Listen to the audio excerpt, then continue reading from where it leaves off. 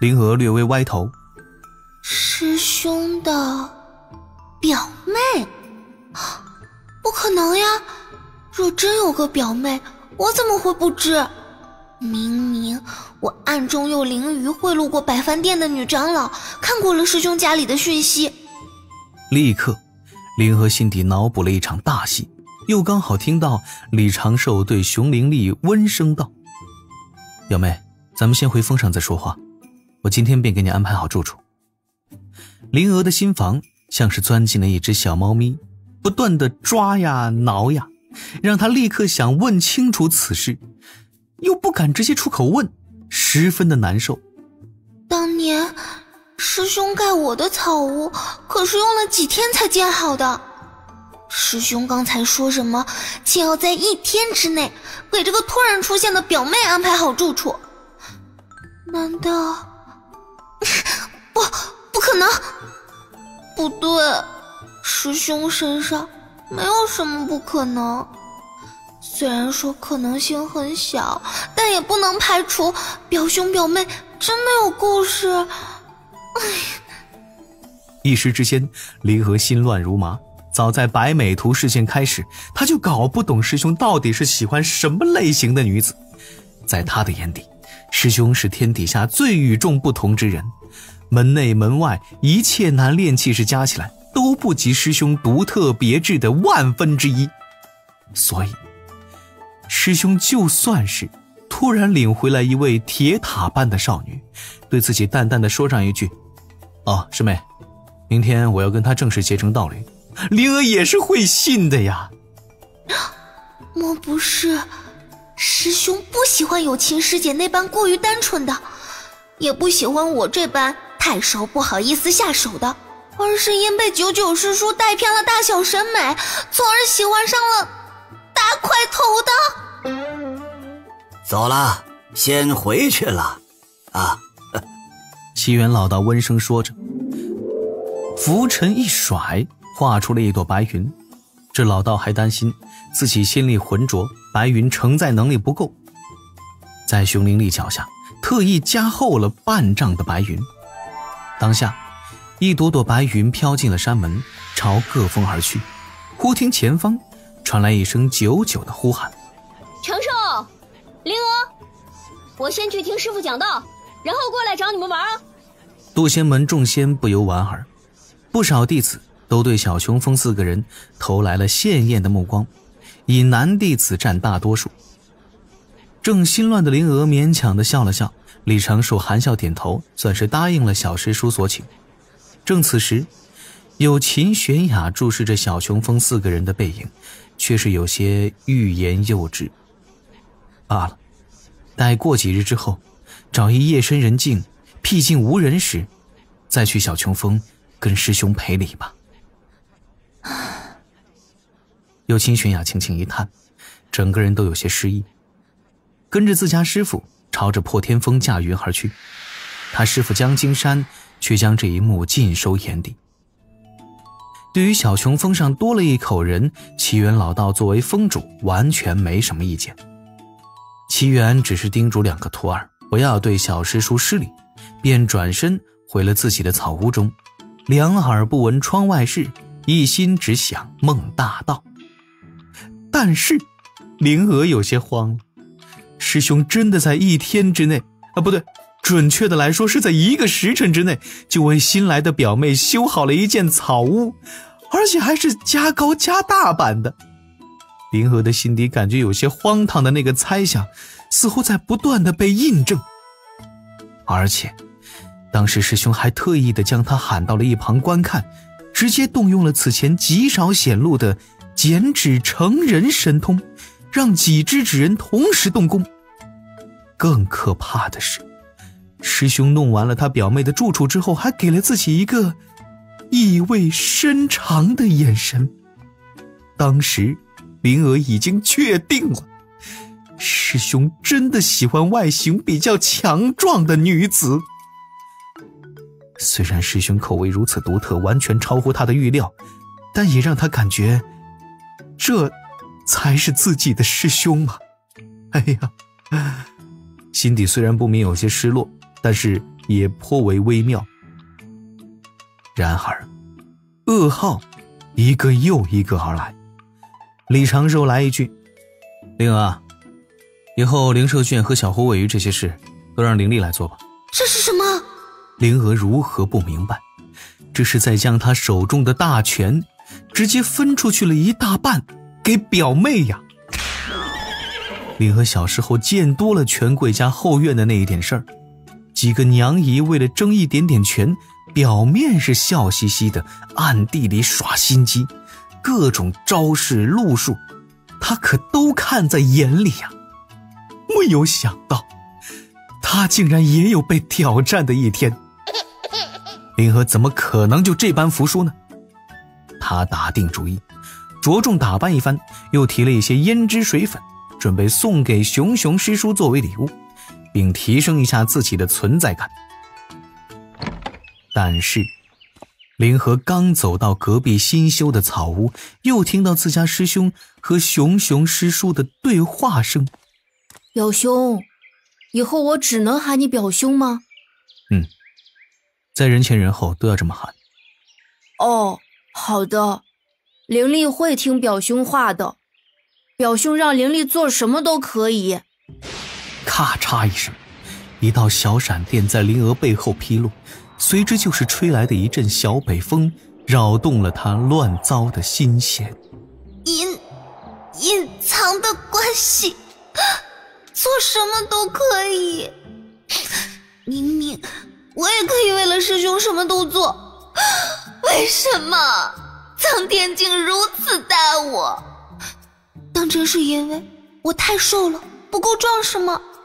难道师兄想要的安全感，只有熊熊师叔这样的女子才能给吗？默默的，灵儿转身回到了自己的草屋中，拿出了一只二胡，悠悠地叹了口气。他坐在门前，神情落寞，将二胡立在腿上，开始轻轻拉动。明天开始横练肉身吧。可如何才能练成熊熊师叔的样子？虽然还没有开始行动，但是灵儿已经明确地知道，他这一次真的有些做不到。二胡拉着悲凉的长调，心底一片雪花飘飘。隔壁的欢声笑语，真是应了那一句：从来只有新人笑，有谁听见旧人哭？是要问一个明白，还是装作一句糊涂？这小穷风也终究是有了冷暖之分了。哼，怎么是这么悲的曲子啊？不想我回来吗？忽听草屋外传来一声轻笑，李长寿已经是安顿好了熊灵力，负手迈步而来。没有，我这就换。灵儿低头应了一声，又拿出了一支桃熏，轻轻地吸了一口气，吹奏出了天地苍凉之感。李长寿笑而不语，坐在灵儿房间中他的专属圈椅上，抬手开启灵儿草屋周遭的阵法。李长寿问：我不在山中的这一段时间，修行可勤勉？还算勤勉的。灵儿抽了抽鼻尖，又咬了一下嘴唇，露出了几分勉强的笑意。师兄，李长寿淡定地道了句：灵力并非是我表妹，她身有巫族血脉，算是我的一名属下，其他事你不必多问，待时机成熟，我自会让你稍微的知晓一些。灵额头一歪，眨眨眼，额头挂了几个问号。手下？他虚声问：师兄，你背着师门偷偷搞新势力啦？莫要乱说话。李长寿瞪他一眼，没好气地训斥了一声：我那是搞新势力，我那明明是被迫营业，不得不将海神教变成我的嫡系势力。唉，灵力是巫人血脉，天生神力，喜欢吃血食，但自制力还算不错。我让他掌管灵兽圈，也会在灵兽圈养一些长肉快的灵兽，如此让他不必外出打猎。你稍后可以教会他如何播种种菜，如此也能减少灵兽的消耗。李长寿想了想，又叮嘱道：还有，就算你跟灵力混熟了，平时也一定要离他身周稍微远一些，时刻小心。他有时候开心起来，一巴掌就能把你拍成重伤。灵娥暗自啧舌，这么可怕的吗？他开血脉神通时更可怕。李长寿故意吓了灵娥一句，又笑道：不过等他成长起来，也能护持你和师父，这个自然还要很久。等等，灵娥眨了眨眼，听师兄的意思，我莫不是又误会了什么？李长寿笑道：刚才看我为他修建草屋，你可有什么想法？没想法。李长寿眯眼轻笑，在袖中取出了一张灵纸，动作熟练地裁成了一只小巧的纸人。随后李长寿对着纸人吹了一口气，随手扔了出去。这只纸人在空中翻了个跟斗，落在了灵娥面前，化作了一只小小的童子。这纸人童子扎起马步，嘿哈嘿地喊个不停，小手不断向前打着直拳。灵娥顿时看得一阵赞叹。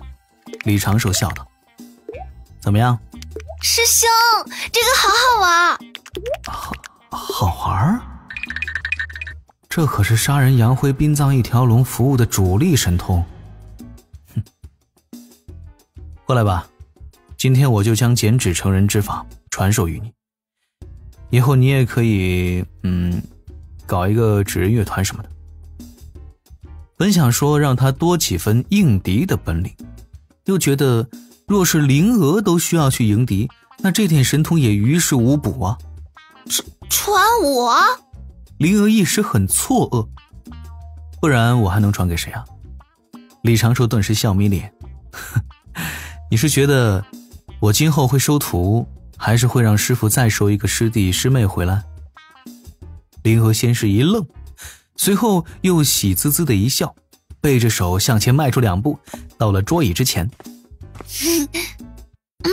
师兄，这可是你说的，我要做唯一的小师妹。李长寿笑而不语，招呼他向前，将一些备用的纸张拿了出来，先讲这神通的基本原理，再说裁剪纸人赋予法力之法，又传了一心多用的基本训练方法。当然了，如何选取采集灵树树浆也是必不可少的工序。阳光透过窗扉照在屋内，坐在圈椅中话语不停的青年道者耐心地讲解着神通妙法。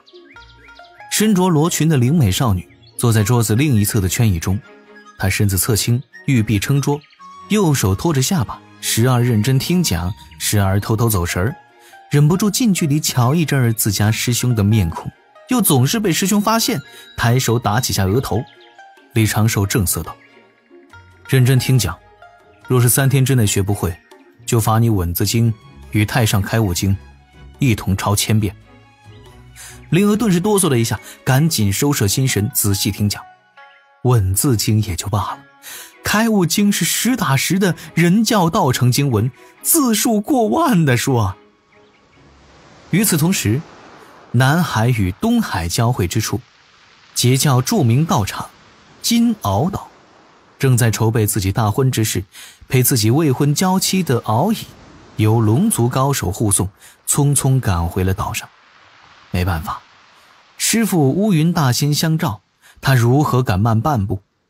然而让鳌乙没有想到的是，他刚回金鳌岛就被一束金光笼罩，来不及做出任何应对，鳌乙直接被这一道金光给卷走了，放到了一处隐蔽的洞府中。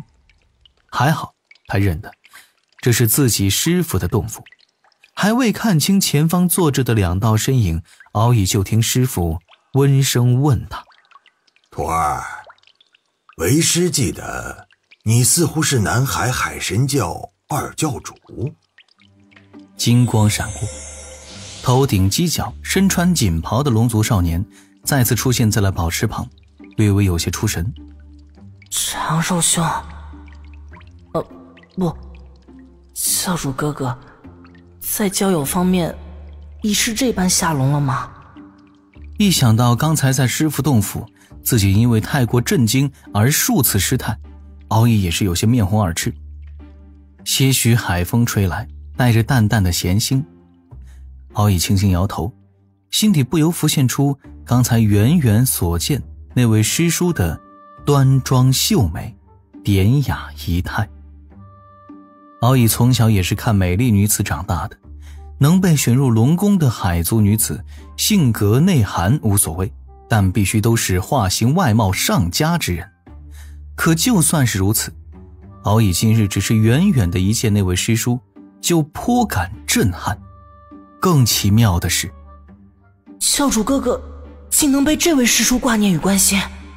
不错，这一次师父乌云大仙喊他过来，没别的大事，只是为了问自家海神教教主的喜好。这自然不是师父问的，师父的第一本体就是这座大岛，第二本体在碧游宫侍奉。教主不来金鳌岛，师父不会与自己教主哥哥有交集。打听此事的是那位师叔，截教圣人老爷的8大弟子中最为神秘也最少露面的三霄大姐云霄仙子。这是怎么勾连上的？敖乙皱眉想着，注视着池面被海风扰动产生的细细波纹，久久不能回神。